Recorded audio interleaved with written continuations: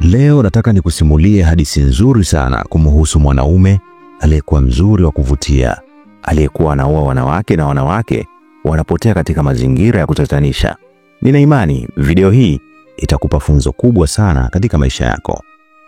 Mimi naitwa Jimmy Godfrey. Miaka mingi iliyopita, kijiji maarufu sana na mashuhuri kilichokuwa kinaitwa A7. Kulikuwa na mwanaume mdogo aliyekuwa anaitwa K.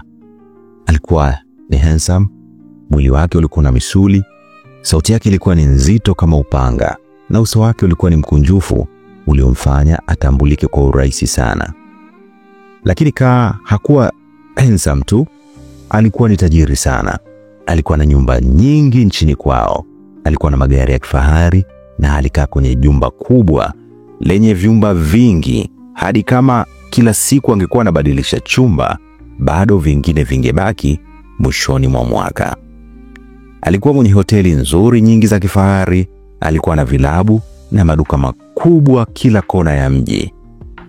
Watu wanasema alitumia pesa zake kama karatasi ya chooni, yani toilet paper. Lakini licha ya utajiri wake, K alikuwa mnyenyekevu sana na mwenye kujiepusha na watu. Alikuwa sio mtu wa kuchangamana na watu. Hakuwahi kufurahia sherehe ama kukaribisha wageni nyumbani kwake. Alikaa peke yake katika nyumba yake, na alipenda kukaa sana katika nyuma ya ua refu, na siri zake zote alizificha kwenye chumba kimoja ambacho ndani yake kina giza kubwa ndani ya jumba lake la kifahari. K aliwinda wasichana maskini kutoka vijijini. Alienda kijijini akamtafuta mwanamke mmoja mzuri na mrembo. Alimuoa. Mwanamke huyu alikuwa anaitwa Ajok. Msichana wa miaka 19 kutokea kijijini anaenda kuanza maisha ya kitajiri. K kitu cha kwanza alichokifanya, akamjengea jumba la kifahari nyumbani kwao. Yaani akaijengea familia ya mwanamke moja kati ya nyumba ya kifahari sana. Akawapa pesa nyingi sana. Kisha Ajok akaolewa na K. Baada ya muda akafariki ghafla baada ya kupata ujauzito. Familia yake haikuuliza maswali mengi kwa sababu pesa ilizungumza. Baadaye K alikuja kumuoa Esther, mwanafunzi aliyetamani kuwa wakili, naye aliolewa.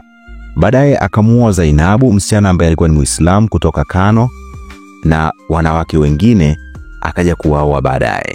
Jumla alikuwa na wake 6. Kila mmoja alikufa kwa njia ya kushangaza sana baada ya kupata ujauzito, na kila aliyekuwa anafariki alizikwa nyuma ya jumba lake la kifahari. Miaka ya baadaye K alimpata mwanamke mwingine mzuri sana. Huyu mwanamke alikuwa anaitwa Uki, msichana mwenye elimu kutokea chuo kikuu. Ingawa Uki alikuwa na ndoto za kazi, alikuwa na ndoto za kuajiriwa. Sasa shinikizo la familia yake zikamlazimisha kuolewa na K. Kwa mara ya kwanza K alimuona mwanamke huyu ni mwanamke mzuri na mwenye kupendeza. K alikuwa ni mjanja sana wa maneno. Akampa maneno matamu mengi, ahadi nyingi nzuri, na baadaye Uki akajikuta ameingia kingi na amekubali kuolewa na K. Lakini Uki alianza kugundua mambo ya kutisha baada ya kuolewa na K.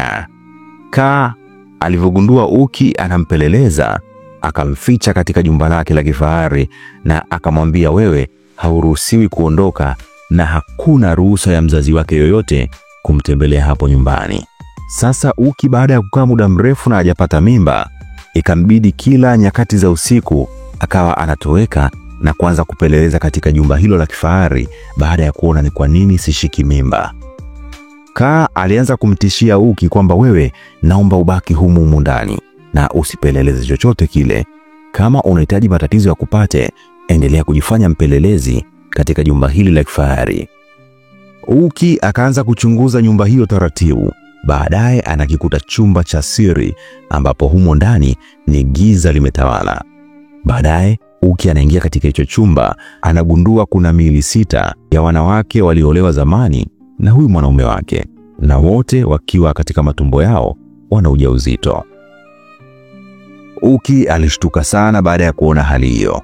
Uki akafanya utaratibu wa kutoroka, na alivyofika katika jamii aliwatangazia watu nini ambacho kinaendelea.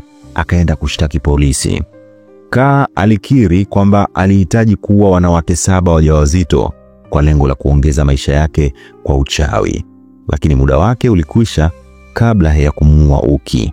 Siku chache baadaye, Kaa naye alifariki kwa kushambuliwa na laana. Tumbo lake lilivimba kama mama mjamzito na damu ikaanza kutoka machoni, puani, masikioni na kila sehemu katika mwili wake ambayo ipo wazi. Nina imani kupitia stori hii kuna funzo dogo ambalo umejifunza. Si kila kitu ambacho kinaangaza ni dhahabu. Kabla ya kukubali kuolewa, mchunguze msichana ama mchunguze mwanaume kwa umakini. Ikiwezekana uifahamu familia yake, ikiwezekana ufahamu anajihusisha na nini kabla ya kukubali akuoe. Usiogope kuuliza maswali kwa watu. Sikiliza moyo wako nini ambayo unataka. Usikubali machaguo yako ya dunia yaende kutesa moyo wako katika maisha yako siku zote. Mimi nina imani video hii imekupa funzo kwa yale ambayo yamejificha ndani ya ndoa, hasa katika ndoa za matajiri ambao utajiri wao haueleweki umetokea wapi. Mimi naitwa Jimmy Godfrey, hii ni Bongo Star Media. Nina imani kuna funzo kubwa umelipata. Niambie hapo chini katika box la comment, ni mkasa gani mwingine ambao unaofahamu kuna mtu ulimpata akiwa ndani ya ndoa aliyeolewa kwa sababu ya pesa. Mimi nakupenda sana. Hii ni Bongo Star Media.